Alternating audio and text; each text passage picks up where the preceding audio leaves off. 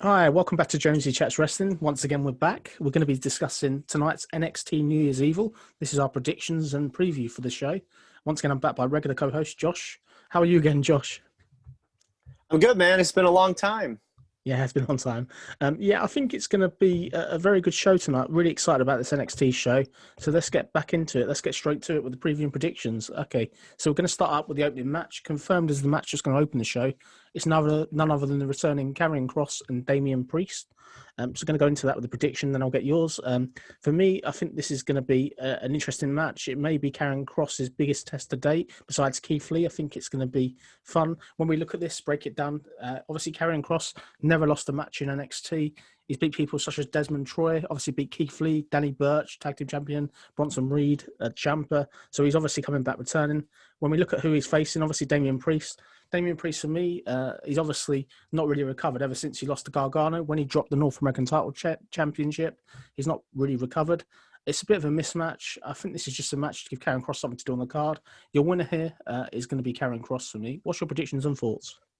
Yeah, for sure. The thing with Karrion Kross is he never lost the NXT title. He had to drop it for injury, and he's clearly a guy the company had a lot of faith in. And I mean, it's going to be a really good match. I think Damian Priest he has that Brody Lee-esque vibe to where he's a big guy, very agile. He's had great matches as Damian Priest. He had great matches as Punishment Martinez before he came to WWE. So it's going to be a really good match. But creatively, you have to give the win to Kross because if Karrion Kross comes back and then loses, you've killed everything. Yeah, he has to win this. I agree. I think for me, Karrion Kross to win here, then to face whoever wins the NXT title match. I think for me, Karrion Kross is going to be your new number one contender after this. I think it'll be hard hitting. I think Priest will get some sort of offense in based on the build. They've obviously been trading a lot of blows recently. Not had much time this feud, but I've really enjoyed it. Have you got anything else to add before we go into the next match? No, I mean, I'm looking forward to it. I'm not trying to downplay it at all. I'm not trying to downplay what we're going to see from Damian Priest. It'll be a really good match. And the way that it's the first match we're talking about, it wouldn't be a bad opener. And yeah, I mean, they're going to put Karrion Kross back into the title picture, very obviously. Yeah, definitely. I agree with you. We then going into the NXT Cruiserweight title. We've obviously got the defending champion, Santos Escobar, facing the up-and-coming Grand Metalik. For me, this has obviously been kind of put together quickly. I think this is going to be a really good match. I think in-ring Lucha Libre is going to be very Triple Mania, Triple A style. I think this will be quite hard-hitting. I think hopefully they'll get a lot of time. And for me, I think this is going to be a fun match. When we look at this, breaks down. Grand Metalik, clearly we know his recent exploits. He's beaten The Miz, which was a shot win. He was one half of the team that won on Raw this week, where he beat Cedric Alexander, Shelton Benjamin. He won his NXT return last week against Joaquin Raul and Raul Mendoza. When we look at Santos Escobar, Escobar hasn't lost a singles match in a long time. He's beat Jake Atlas at Swerve Scott. He's beat Tyler Breeze. So he's really been sort of a champion that's got the belt. He hasn't really defended the belt much, though. This belt hasn't been defended since November. The prediction here for me, putting it out there, what's the point of bringing Grand Metalik up unless you're going to give him the belt? He has to win here. I think his recent good work is for him to win the belt here. What's your prediction and thoughts? Who's going to win? Yeah, I mean, I said this on a podcast we did not too long ago that it just seems like someone in WWE Creative woke up a couple of weeks ago and said, oh, man, we really need to push Lucha House Party. And I have no problem with that. With Dorado and especially Grand Metalik, they are great workers, and they've kind of been used as sideshows for a little bit. And they always kind of took a backseat to Kalisto when he was involved in Lucha House Party. I have no problem with it. And yeah, the thing with Santos Escobar is they actually do a good job at keeping his match special. He has Joaquin Wilde and Raul Mendoza do a lot of his dirty work for him. As we saw last week, they're the ones to kind of take on Metalik and Dorado in the tag match. And so, it does mean something when we actually see Escobar, who, the only downside to us not seeing him that much is he is a fantastic worker in the ring. And I think these guys, I mean, as far as putting the match together, I think any issues you have with a language barrier, you're not going to have that, obviously. These are guys who I don't know too much about wrestling in Mexico, but I would assume these guys know each other even before WWE and stuff like that. And, I'm expecting something great. And I want to say something right now. I'm going to talk about this a few times on the show, and I'm not saying they should do every single one of these. I'm saying each one of these is an opportunity. Yeah, they're in a ratings war with AEW, a ratings war that AEW wins most of the time. And if they're looking to shake things up, this is a great opportunity to shake things up with putting the title in Grand Metalik. It's something new. It's something different. It's fresh. We have not seen Grand Metalik really used in this capacity since they brought him in after the Cruiserweight Classic. I think that was over 4 years ago. Do we see Dorado sort of being used to kind of even out the odds against that other stable? Do you think that that has to happen, doesn't it, to a certain point, I think? Yeah, it's good. I mean, and we were talking about on Raw how Lince Dorado actually got the win for the team. They are pushing Lucha House Party, not just Grand Metalik, but they're pushing Lucha House Party kind of as a duo. And yeah, I mean, keep them together, and he definitely mentally could use a little numbers upper a little bit to go against the numbers advantage that Legado del Fantasma always has in most of their matches. Yeah, I'm looking forward to it. I mean, it's just like what I was saying about Cross and Priest. Like, it's going to be a really good match. I think it'll be good. Have you got anything else you add before we go into the next match? I mean, I love Grand Metalik. Viva Grand Metalik. Yeah, Viva Grand Metalik. Grand Metalik's prediction here then. So moving on to the next match. It's the last woman standing. Rhea Ripley facing Raquel Gonzalez. Let's break this down. And this has been built really, really well. Really kind of enjoyed this. Obviously, when we had this rematch before, or this match last time, back at sort of in October, Rhea Ripley was able to get the win over Gonzalez. Ever since then, though, Ripley's obviously beat Dakota Kai. She got that shot loss against Toni Storm back in the middle of December. Obviously, she lost to Io Shirai back in November as well. When we look at Raquel Gonzalez, she's got a win over Ember Moon. She got the pinfall in the War Games match. That's quite crucial. She did lose to Shotzi Blackheart in a ladder match. I don't really count that. And obviously, for me, I think this is going to be a great match. I think the winner here, the person that has to win, it has to be Raquel Gonzalez. There's no point in her winning War Games unless she's going to get that title shot against Io Shirai. And I think if Rhea Ripley is going up to the main roster, as reporters have supposedly, it's been rumored for a while. I think for me, Raquel Gonzalez to get the win here, because Rhea doesn't have to get pinned. It's the most easiest way for Rhea to get a win here, Rhea to lose basically. What's your thoughts and who's your prediction? Yeah, it's something that we've seen before about how we've seen them face each other, but this match has been kind of built up as the match between these two. It's Gorilla Monsoon's Irresistible Force meeting the Immovable Object, and who's been an immovable object since the War Games match. Raquel Gonzalez, that was her breakout moment. Yeah. We really saw what she can do, and she's been promoted pretty heavily since then. I think that she's kind of ready to take the reins as, the top big woman on NXT. And Rhea Ripley, yeah, I mean, she's kind of, been treading water since the whole thing with Charlotte Flair. And I think they are ready to do something different with Ripley in WWE, whether that's Raw or SmackDown. And yeah, it's a way for her to kind of do the favors and kind of help get Raquel Gonzalez over. And I'm looking forward to seeing what we can do with Gonzalez because, yeah, man, I never thought she was bad, but I didn't really know what to make of her. And then after that War Games match, it's like, holy cow, this woman can really go. And yeah, 100%. I mean, there's going to be some good stuff with her and Io Shirai too. I like it a lot. No, I'd agree with you. I think it's going to be a fun match. Have you got anything else to add before we go into kind of the next match? I like the last woman standing thing too. I mean, these girls they're built up as two of the toughest women in NXT. And so yeah, instead of a pinfall submission, let them really beat each other up.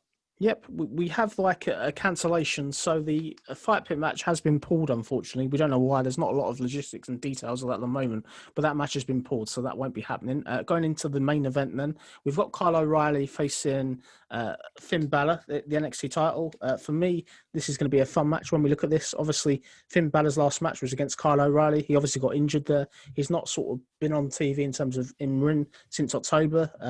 When we look at it, he's obviously since he's won the belt, he's barely defended it. He obviously won the belt back in September. He obviously had that one defense in October. And then when we look at Kyle O'Reilly obviously he's been trading losses and wins with Pete Dunne. He got that massive win obviously against Pete Dunne back in December to become the number one contender.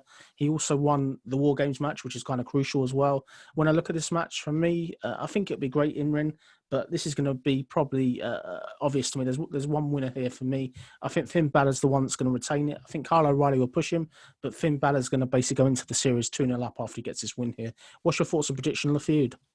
So, yeah, I mean, I've always enjoyed Kyle O'Reilly, and just like Raquel Gonzalez, he's one guy who kind of had that breakout in the War Games match, the men's War Games match. And when he got the win in the War Games, I said, man, they must be really going to do something to O'Reilly. Now, here's what I will say, though. Yeah, I do think that with what we're doing with Karrion Kross, I think that Balor is the champion for Kross to face. However, if you want to spark a little interest, there would be nothing wrong with having O'Reilly actually take the title. I think a lot of people wouldn't see that coming. And just like what I was saying about Grand Metalik, it's an opportunity to shake things up a little bit.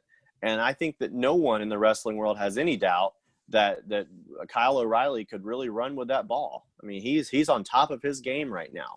So yeah, I'm leaning toward Balor, but if they threw O'Reilly out there and had him take it, I'm not going to argue with that at all.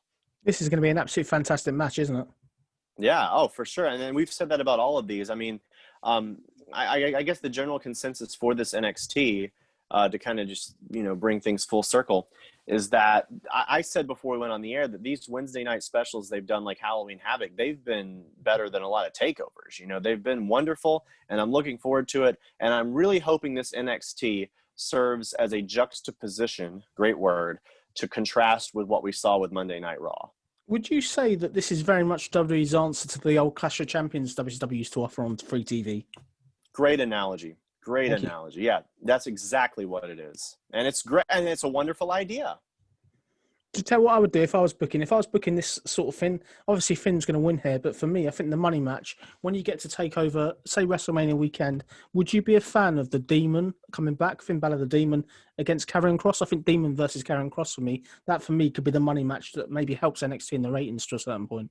Yeah, I definitely would, because I think that, we haven't seen the Demon in a while, and we knew who was going to be the opponent to come along and get the Demon out of Balor. And I think everything with Karrion Kross, with his gimmick and with his entrance and, having Scarlett there and stuff, he's kind of this guy. It's not Aleister Black, but he's kind of got this touch with some kind of dark side. And yeah, it's the perfect opponent. He's obviously way bigger than Finn Balor too. So he's the perfect opponent for Balor to say, all right, I got to dig down deep and get somebody back, and I got to get the Demon out, Yeah, it's a great opportunity. Brilliant. We've got one last thing I'm going to mention as well. Obviously, we've got the big return of Xi Li and Boa. Obviously, this has been building since October 9th. Really, really excited about this. Before I go into my thoughts of where that's going, what's your thoughts and any prediction of what's going to take place with them two for the show? I liked the vignettes.